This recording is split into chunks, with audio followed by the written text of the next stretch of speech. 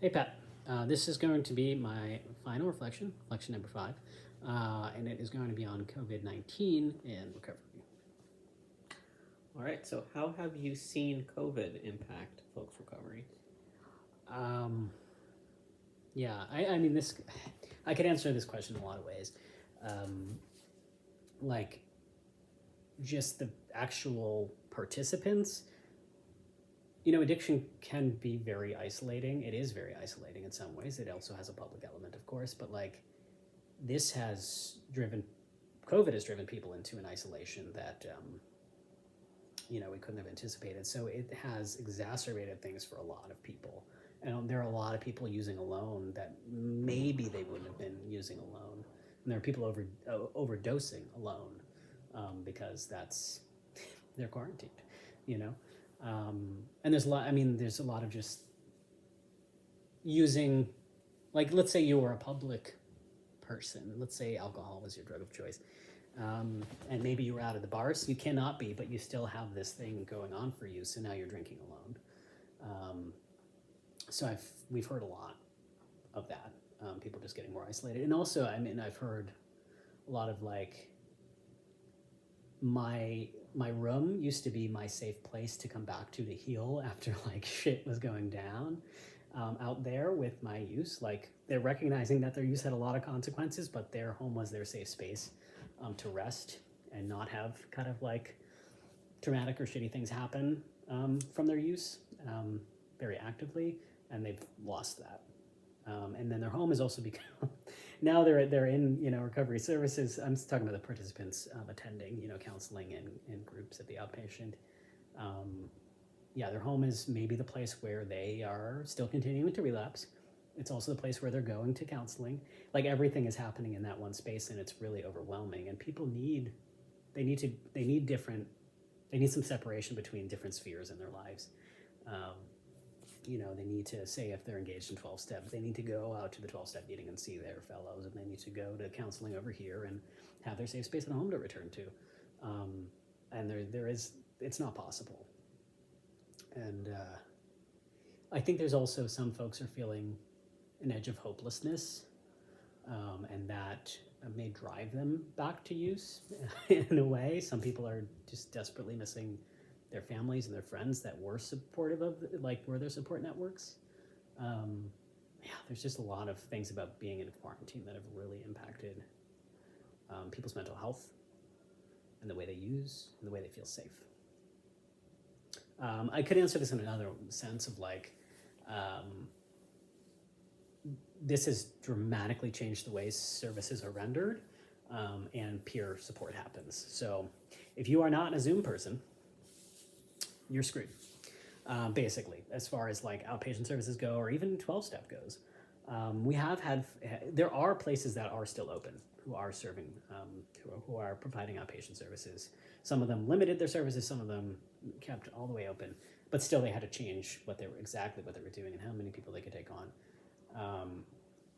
But I've had folks who, they really like Zoom is very, very, technology is very hard for them. Acquiring what they needed to get the technology is hard, and still figuring out how to use it is hard.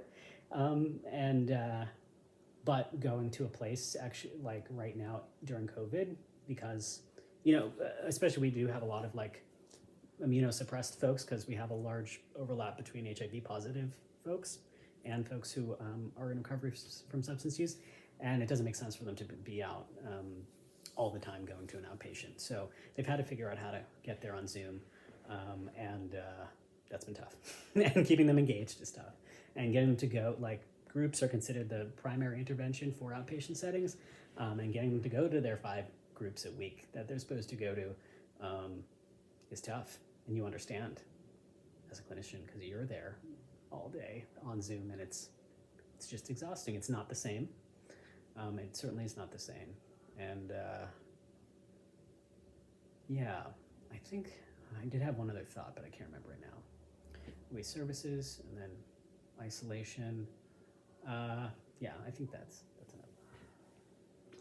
A lot of industries will never look the same once we return to business as usual. Do you think recovery services will look different? If so, how? Yeah, I do think it'll look different. I do. The only thing I think I could say concretely is that like telehealth has boomed. I mean, it was around before, but like necessity is the mother of invention. Like so many telehealth places that are using telehealth now will continue to have a telehealth component, and I do believe that I could see outpatient services continuing to have a telehealth component, especially maybe for folks who are in continuing care where they're like very stable, but they're just seeing a counselor once a week. I could see that making a lot of sense. Besides that, no, I think actually people are desperate for the time when things can go back to business as usual for a lot of recovery services, because a lot of it is rendered,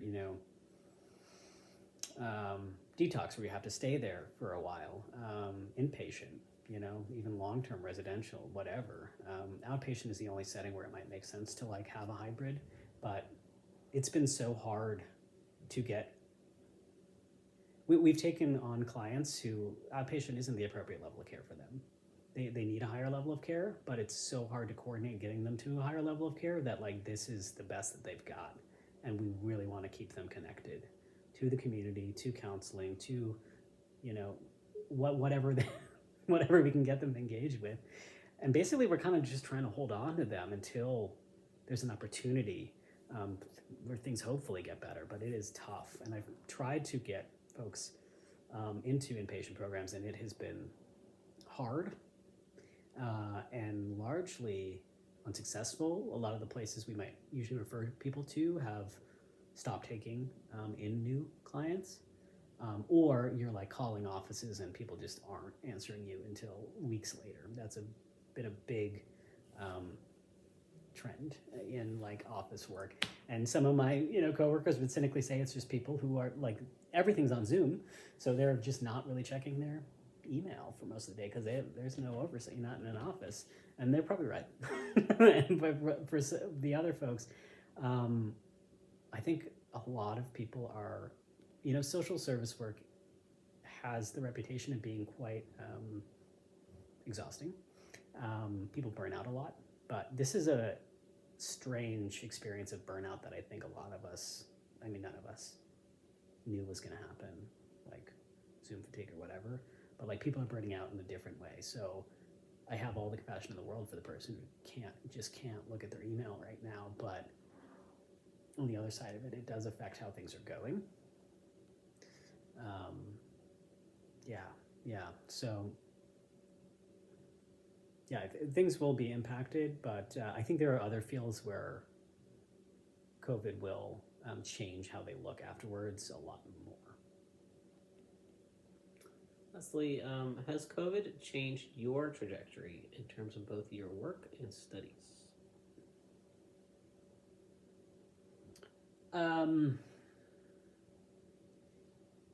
Yes. I'm always kind of teeter-tottering, or have been for a while, teeter-tottering between like saying being a practitioner, being a scholar, where do I belong?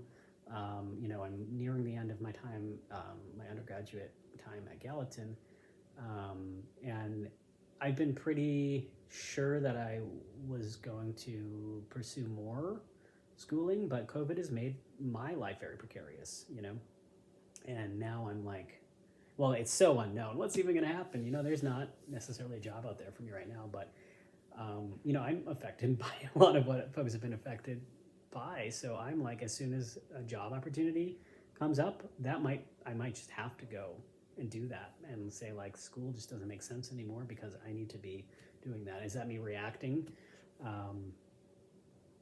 to what's happened? Probably, maybe. But does it make sense for me to feel insecure? Yes, I think so. I am aware that that would be me almost reacting to like a future event. Like I need to be here and be secure now in case something like this ever happens again. Like this happening has made this possible, that this could happen any moment again, feel possible. Never knew. So I could see that changing the way to go. Now, working in recovery services during COVID actually has been heartening in the sense that like people are doing amazing work over Zoom. Like it has been amazing to see what everybody's been doing. We've continued to get intakes. We've continued to provide, however many groups. Our actually service contact hours have gone up since from the beginning, which is very heartening. So I at least do feel that like this type of work is something that I would definitely continue to do. Even as hard as it's been in COVID, it has not discouraged me from doing this type of work. As far as my studies go, whether or not I continue studying is one thing, but has it influenced? I would say it influences. The themes I'm thinking with. It's had to.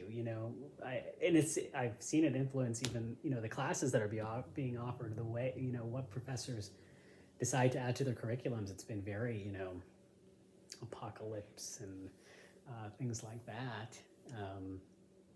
So I guess what I'm saying is it's affected, what feels more important to think about or more relevant or what I would rather think about with a group of other people at NYU. Great. Well, thank you so much. Thanks, Nash. It's been real, Pat. I hope this suffices. If it does not, you let me know.